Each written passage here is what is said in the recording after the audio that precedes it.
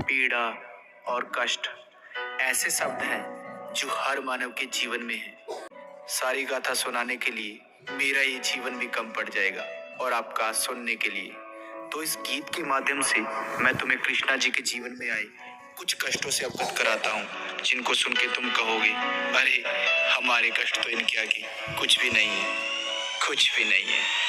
घर कष्ट तुम्हें बतलाने बैठा, सुनते सुनते रो दोगे। और सच्चे हिंदू हो तो सुन लो, अपना यापा खो दोगे। मैं एक एक इतिहास का पन्ना खोज के सामने रख दूंगा। पहले तुम मेरी बातें सुनो, फिर तुम्हें भी कहने का हक दूंगा। अरे कृष्णा जी के दुख तो उनके जन्म से पहले शुरू हुए। वो पृथ्वी पर कष्टों से गिर के गीता ज्ञान के गुरु हुए। तुम तुझ मानव हो, कष्ट तुम्हारे उनके आगे फीके है। भाई गौर से सुनना, एक एक मैंने शब्द सोच के लिखे। महादेव की और श्री वासुदेव को काल कोठरी में डाल दिया। तुम सोच सको ना कंस ने जेल में कैसा उनका हाल किया। अरे जन्म से पहले कंस ने उनके 6 भाई मार दिए। उनकी माता को कैद रखा और पिता के अस्त्र उतार दिए। अरे जन्म भी जिसका जेल में हो वो कितना भाग्यशाली है। उस नन्हे से बालक के ऊपर विपदा आने वाली है। कृष्णा के रक्त के प्यासे उनके मामा कंस उड़ीक में है। उस मूर्ख को अब कौन बताए, अंत तेरा नजदीक में है। जब कान्हा जी का जन्म हुआ तो वक्त ही सारा थम गया। वहाँ एक एक जो सैनिक था वो बर्फ की भांति जम गया। वसुदेव के बंधन टूट गए,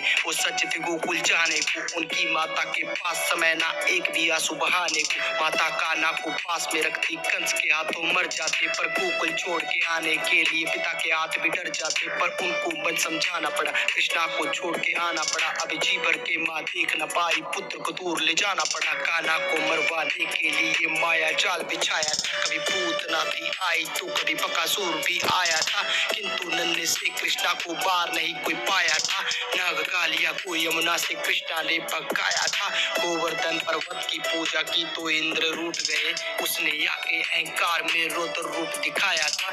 मूसलाधार वर्षा करके सब पे कहर बिठाया था। इंद्र के प्रकोप से फिर कान्हा ने बचाया था। जिस माँ ने जन्म दिया उससे बालपन में दूर हुए। जिसने पाला पोसा उसको छोड़ने पर मजबूर हुए। प्रेम राधा को किया तो उनसे प्यार ना हो पाया। प्रभु के मन में जो था कोई भी समझ न पाया। 14 साल कैद में थे, माता पिता को छुड़ाया और रोते रोते उनको अपने गले से लगाया। सुदामा मिलने उनको आया, द्वारपालों ने भगाया। उसने खुद को श्री कृष्णा जी का मित्र बताया। सब हंसने लगे उन पे और मजाक भी उड़ाया। कान्हा दौड़े आए, उनको अपने गले से लगाया और परम मित्र होने का प्रमाण भी दिखाया। उनके चरणों को खुद धोया, उनके पैरों को दबाया। अपने हाथों से सुदामा जी को भोजन भी कराया। उनकी टूटी फूटी झोपड़ी को महल बनाया। उनकी टूटी फूटी झोपड़ी को महल बनाया।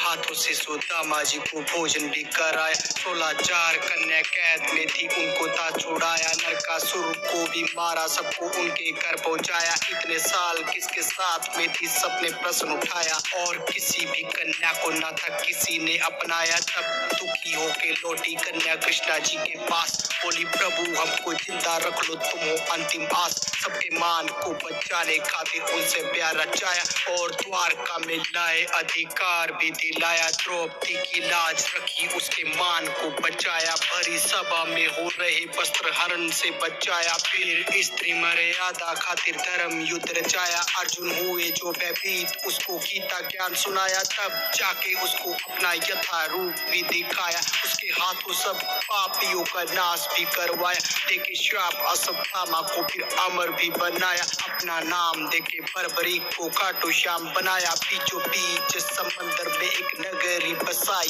बड़े प्यार से बनाई और द्वारका कहलाई। किया कौरवों का नाश, मिला गांधारी से श्राप। उनके श्राप से ही नगरी जाके सागर में समाई। अपनी आंखों से ही होते देखा वंश अपने का नाश, पर चेहरे से ना कृष्णा लागे थोड़े से उदास। जाके जंगल में बैठे सोने लगे, वृक्ष के नीचे दिखे हिरण की भांति खड़ा शिकारी दूर पीछे। उन्हें कर्म करना आता था और धर्म को अपनाया।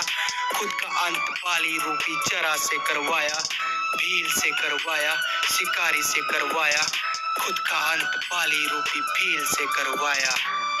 बाली को त्रेता युग में श्री राम ने छुप कर तीर मारा था, तो द्वापर युग में उसी बाली का जन्म एक शिकारी के रूप में हुआ।